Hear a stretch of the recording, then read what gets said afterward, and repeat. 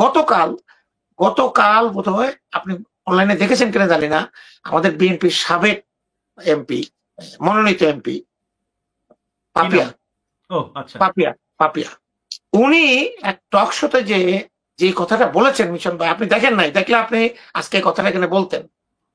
আমি খুব কষ্ট পেয়েছি একজন প্রবাসী হিসেবে। উনি খামাকা প্রবাসীদেরকে নিয়ে চরম ঔদ্ধত্যপূর্ণ অপমানজনক আচরণ করেছেন। উনি বলেছেন প্রবাসীরা বিদেশে যায়, তাদের পরিবারের জমি জমা বিক্রি করে তাদেরকে পাঠায়, তাদের দায়িত্ব হলো তাদের পরিবারকে টাকা পাঠানো। তারা বাংলাদেশের পলিটিক্সে কথা বলবে কেন? তারা নির্বাচনে ভোট দিতে চায় কেন? কি দরকার তাদের আছে? আমরা এখানে বাংলাদেশে আছি, আমরা জেল জুলুম খাই, আমরা ডিজিএম এর সাথে যোগাযোগ করি, আমরা ধান্দা করি, আমাদের জামাই এমপি হয়, 6 জনের মধ্যে একজন এমপি হয়, ডিউটি ফ্রি গাড়ি পাই, আমরা এখানে সবকিছু করবো। প্রবাসীর থেকে কথা বলবো কেন? 1.5 কোটি প্রবাসীর অবদান ছাড়া বাংলাদেশে কি দেন আপনার 5ই আগস্ট বাংলাদেশ কি চলতে পারবে? অর্থনৈতিক ভাবে চলতে পারবে? প্রবাসীরা বাংলাদেশকে বাঁচিয়ে রেখেছে। আজকে যখন প্রবাসীরা আমরা গত 2024 সালে ইলেকশনের পরে যখন রেমিটেন্স বন্ধ করে দিলাম, তখন শেখ হাসিনা নিজে উনি বক্তব্য রাখতে বাধ্য হয়েছেন প্রবাসীদের প্রতি, আপনারা দেশের আপনাদের পরিবার পরিজনকে কেন কষ্ট দিচ্ছেন? আমাদের তো কোনো ক্ষতি হচ্ছে না, তাদের কষ্ট হচ্ছে, আপনারা রেমিটেন্স পাঠান, দেশের সেবা করেন।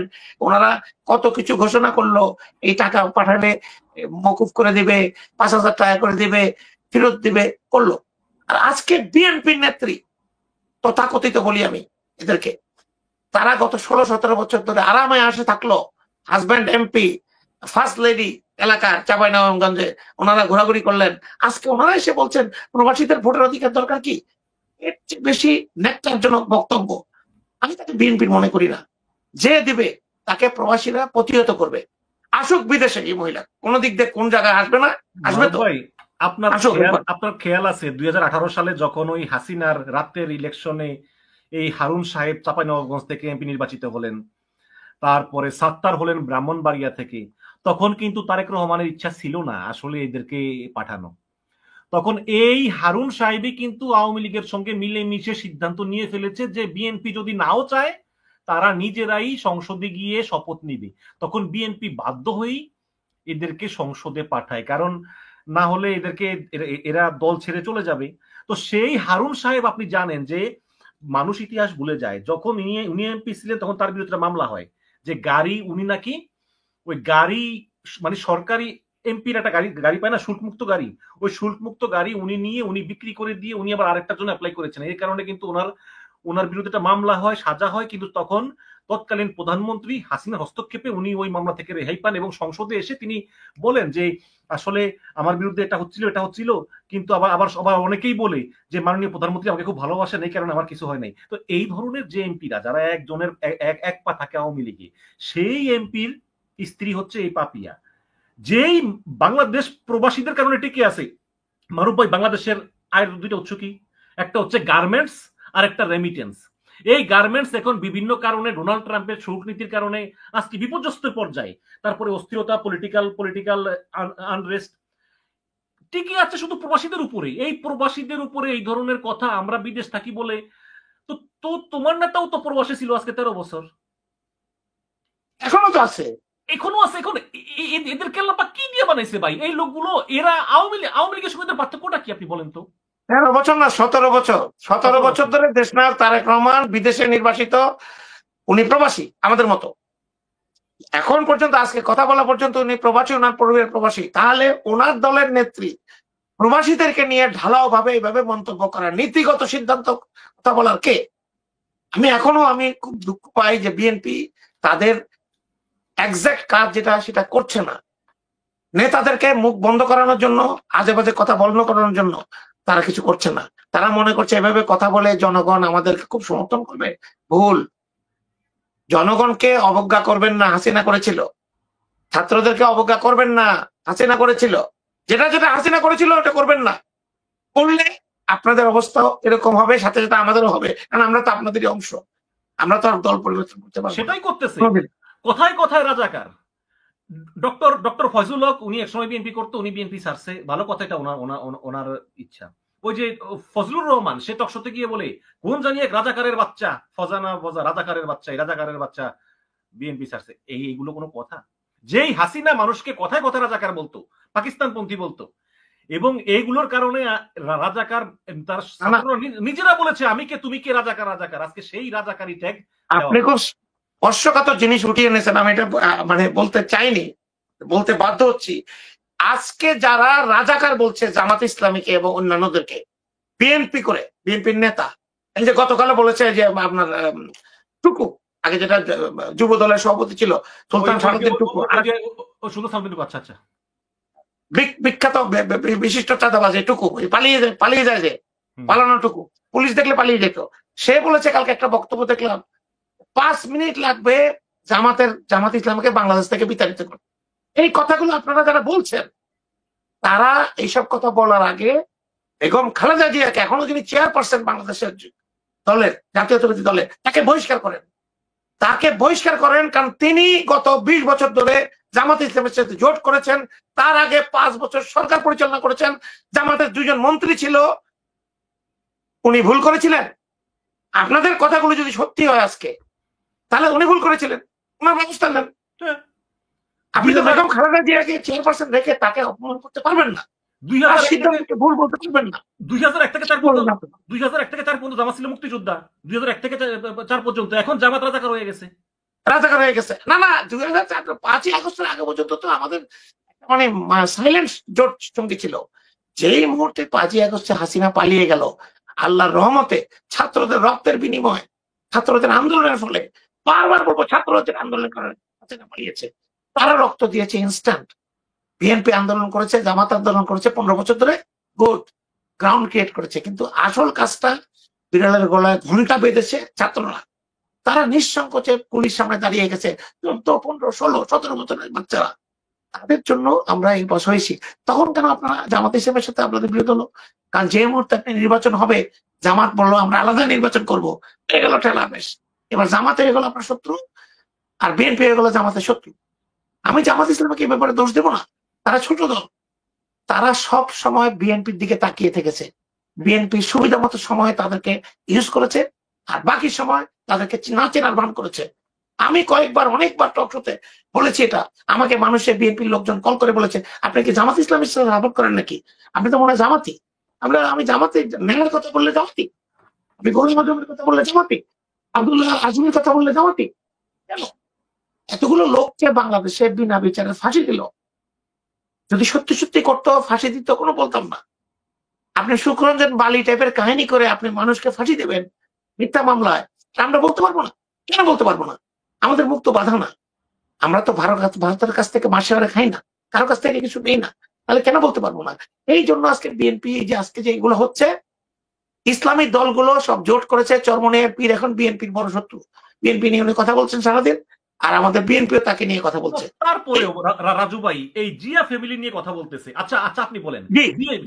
আমি বলছি আমরা বিএনপি খারাপ, মানে বিএনপির অনেক লোক খারাপ। না, বিএনপি খারাপ না, বিএনপি খারাপ না, বিএনপি খারাপ, বিএনপির অনেক লোক, তাই বলে আমি জিয়া ফ্যামিলি কি জানে? কিন্তু আমি তো সেটা বলছি না, কিন্তু বিএনপি ভাগ যায় লন্ডনে, এটি কোন ধরনের কথা?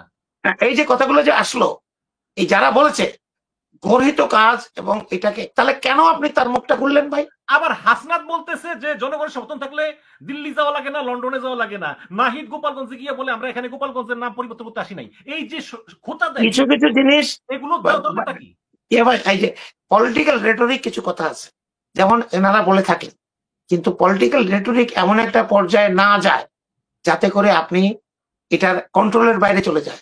আমরা বারবার বলেছি ইসলামী দলগুলো এবং বিএনপি এক জায়গায় থাকতে হবে। কেন থাকেন না আপনারা? কেন ফজলুর রহমান বারবার বারবার বারবার আলেমদেরকে অপমান করেন, আলেমদের নিয়ে কথা বলেন, ছোট ছোট মৌলানা হুজুর আছে তাদেরকে নিয়ে কটাক্ষ করেন? 500 টাকা 1000 টাকা দিয়ে যাদের বয়ান পরিবর্তন করা যায়, ইচ্ছা মতো তাদেরকে দিয়ে দোয়া করানো যায়, তাদের কিসের কথা?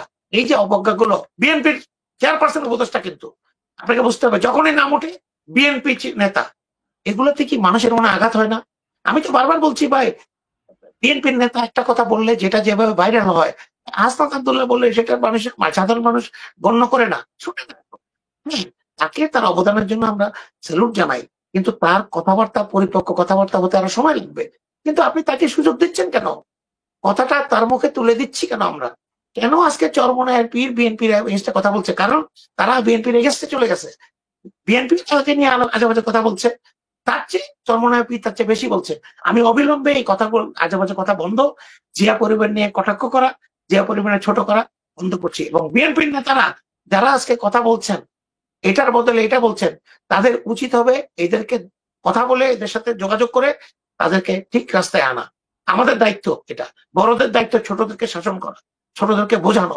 কিন্তু আপনি যদি ওপেন ছেড়ে দেন, তাহলে এই যে ছবি নিয়ে, জিয়া রহমানের ছবি নিয়ে আওয়ামী লীগের সময় পর্যন্ত দেখি নাই, তার ওনার ছবি নিয়ে, ফ্লোরের মধ্যে ছবি নিয়ে কে বা কারা, এগুলো আমরা মানতে রাজি না। ফ্লোরের এই ছবিটা নাকি অনেক আগের, এটা নাকি যাই হোক, এটা এখন প্রচার হচ্ছে, এটা এখন প্রচার হচ্ছে। কিন্তু আমরা এত বড় একটা দল, আমরা অভিভাবক সুলভ, বড় ভাই সুলভ, আমরা কি বলবো, গার্জিয়ান সুলভ আচরণ করছি না।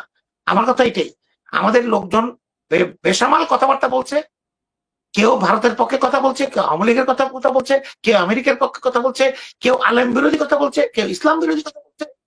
মানে রাজাকার বলা মানে আওয়ামী লীগের ফেভারে কথা বলে।